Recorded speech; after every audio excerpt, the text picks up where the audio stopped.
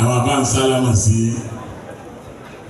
Masha Allah níbo ló bá burújìdá ibi ẹ máa tó kó sẹ́bi àwọn kábíyèsí rẹ̀ ẹ kọ́ kí Sembrat Adi Abbas kò tó kọ́kọ́ kí Masha Allah ìyàwó wọn rẹ̀ yàgbé àwọn yàrá ni ṣe dára lọ́wọ́ àdébísára ojú òde tí ẹ̀já dúpẹ́. Alhamdulillah. Generation ta wà láyé ìsìn àwọn ènìyàn wọ́n máa wá náà. Ìyá lè o lè fọ̀tẹ̀kùn o lè yọ̀tẹ̀kùn bẹ́ẹ̀ o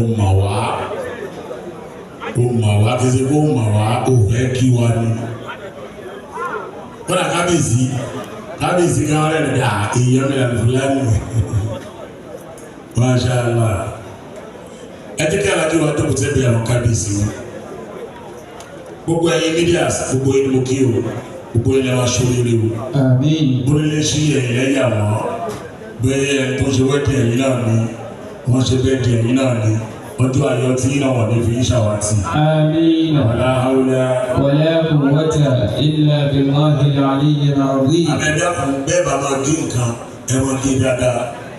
Ẹ̀yin lẹ́ẹ̀ máa bá yí àwọn àyàn jẹ́ ẹ̀ tí máa tó pè yàn ṣe ẹ̀ kí ọ̀rọ̀ wájú ẹ̀ tó gé lẹ́yìn ẹ̀ wá sọ ẹni yẹn sáárín. Ẹ̀yin yìí náà ni ẹ̀ sì ṣẹ̀rẹ̀ sí wáyé.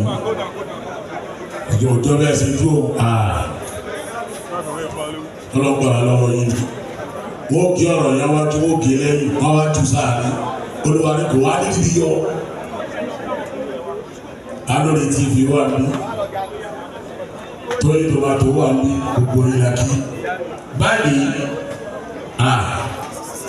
aleyhi salam àwọn ìyá lálùbáríkà ìyá dáadáa ni ìyàwó náà dé tán àdúgbò ẹ̀fọ́ sọ́ọ̀nì gbọ́dọ̀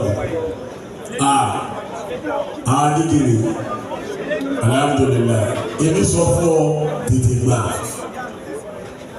ó mọ̀ mí mo mọ̀ ẹ́.